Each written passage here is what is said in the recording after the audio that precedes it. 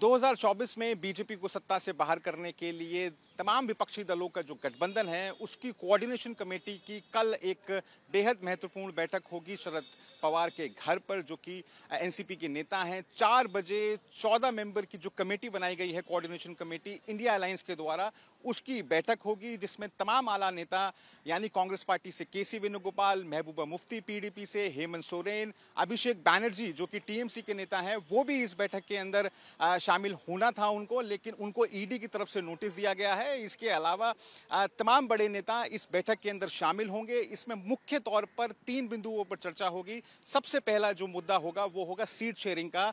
दरअसल विपक्षी दल ये चाहते हैं कि सीट शेयरिंग का जो मुद्दा है उसको शुरुआती फेज में ही सुलझा लिया जाए और कोशिश की जाए कि 300 से 350 सीटों पर विपक्ष का एक उम्मीदवार हो बीजेपी और एनडीए के खिलाफ, ताकि जो एंटी बीजेपी वोट है वो स्प्लिट ना हो सके, ताकि सीधी टक्कर दी जा सके बीजेपी को। इसके अलावा जो दूसरा सबसे बड़ा अहम मुद्दा होगा कि किस तरीके से सरकार को घेरा जाएगा आने वाले चुनावों के अंदर।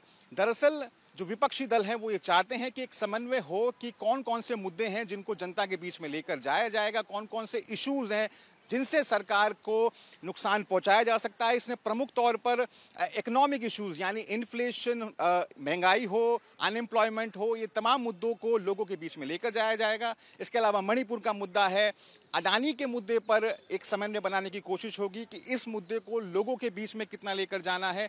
इसके अलावा मणिपुर का मुद्दा हो, किसान जुड़े मुद्दे हो, इन तमाम मुद्दों को लेकर डिस्कशन होगा कि आखिर वो कौन से इश्यूज हैं जिससे मोदी सरकार की छवि को नुकसान पहुंचा है।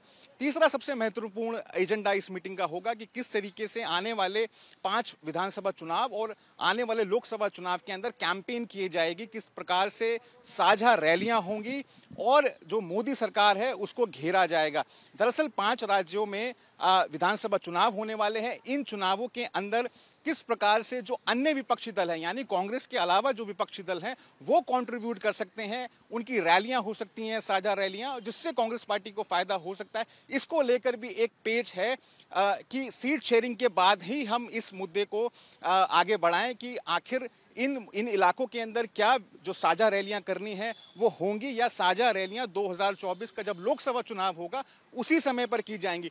तो मुख्य तौर पर इन 3 इश्यूज को लेकर डिस्कशन होगा। अभिषेक बैनर्जी जो कि टीएमसी के बड़े नेता हैं, उनको ईडी ने नोटिस दिया है। जो विपक्षी दल हैं उनका आरोप है कि बीजेपी घबरा गई है और जानबूझकर ईडी और सीबीआई के थ्रू विपक्षी दलों को, विपक्षी नेताओं को डरा रही है, उनकी छवि को नुकसान पहुंचाना चाहती है। लेकिन जो मीटिंग है वो तय समय पर होगी। आज ही उद्धव ठाकरे और संजय राउत ने शरद पवार से मुलाकात की। बताया जा रहा है कि कल की जो बैठक होने वाली है उसके एजेंडे को लेकर उन दोनों में तीनों में डिस्कशन किया गया कि आखिर वो कौन कौन से मुद्दे होंगे जिसको लेकर कल जो मीटिंग है उसके अंदर चर्चा होगी। कुल मिलाकर विपक्षी नेताओं को ये लगता है कि अगर इन 3 मुद्दों पर समन्वय बनता है यानी सीट शेयरिंग, कौन कौन से इश्यूज को विपक्ष उठाएगा और कैंपेन किस तरीके से किया जाएगा, अगर इन तीनों मुद्दों पर एक ब्रॉड कंसेंसस बनता है तो मोदी सरकार की उल्टी गिनती शुरू हो सकती है। प्रदीप गुप्ता के साथ मैं राहुल गौतम, चुनाव तक के लिए।